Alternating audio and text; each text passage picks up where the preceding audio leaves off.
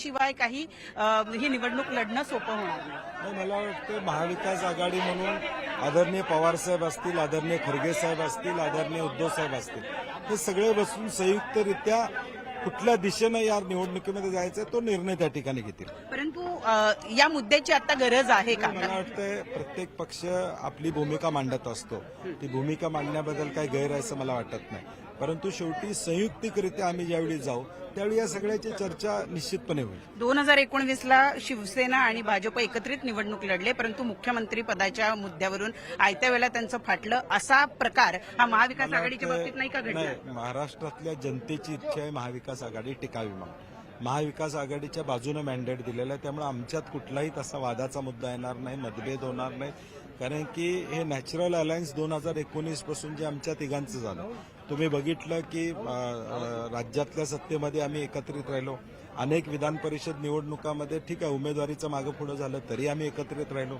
लोकसभेच्या निवडणुकीमध्ये आम्ही एकत्रित राहिलो, पोटनिवडणुका झाल्या या राज्यामध्ये तिथं आम्ही एकत्रित राहिलो, त्यामुळे ठीक आहे एखादा दुसरा मुद्दा इकडं तिकडं होतं, याचा अर्थ आमच्यात काही अडचण आहे असं होत नाही। आम्ही शेवटी मी म्हटलं तसं आमचं दायित्व हे महाराष्ट्रातल्या जनतेप्रती आहे आणि महाराष्ट्रातल्या जनतेची इच्छा आहे आम्ही एकत्रितपणे या राज्यामध्ये लोकांना न्याय द्यावा आणि तो न्याय आम्ही निश्चितपणे देऊ। एक शेवटचा प्रश्न की काँग्रेस हायकमांड दिल्लीतलं म्हणतं आहे की राज्यामध्ये छोटा भाऊ मोठा भाऊ या वादामध्ये पडू नका, ती चर्चा जुनी झालेली आहे, आता तो काही विषय चर्चेला आज नाही आहे। यावेळेला कुठले मुद्दे तुमच्या राज्यामध्ये बेरोजगारी हा महत्वाचा विषय, मध्यमवर्गीयांना प्रचंड महागाईला सामोरं जावं लागतं। काल जीएसटी काउन्सिलमधून किमान काही वस्तूंवरचं जीएसटी कमी व्हायला पाहिजे होता, ज्याचा फायदा मध्यमवर्गीयांना महागाई कमी करण्यासाठी झाला असता। बेरोजगारी आहेच, 75,000ची नोकर भरते, सरकारी कर्मचाऱ्यांच्या जुन्या पेन्शनचा विषय मार्गी लागलेला नाही, शक्तीपीठ सारखे चुकीचे प्रकल्प त्या ठिकाणी येत आहेत आणि शेतकरी, असे अनेक मुद्दे आहेत की या।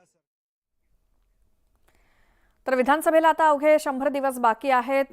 ठाकरेंच्या पक्षाचे खासदार संजय राऊत यांनी जे वक्तव्य केलंय त्यामुळे महाविकास आघाडीला सुरुंग लागू शकतो, या संदर्भात आमदार रोहित पवार यांनी काय प्रतिक्रिया दिली आहे ऐकूयात।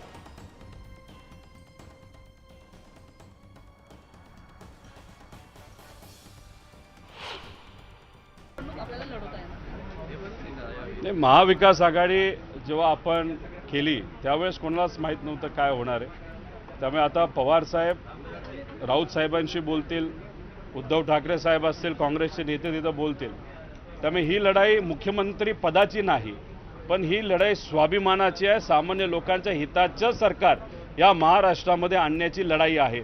महाविकास आघाडी सरकार आपलं या राज्यामध्ये कसं येईल यासाठी सर्व नेत्यांनी, कार्यकर्त्यांनी, पदाधिकाऱ्यांनी आणि सामान्य जनतेने प्रयत्न करावेत।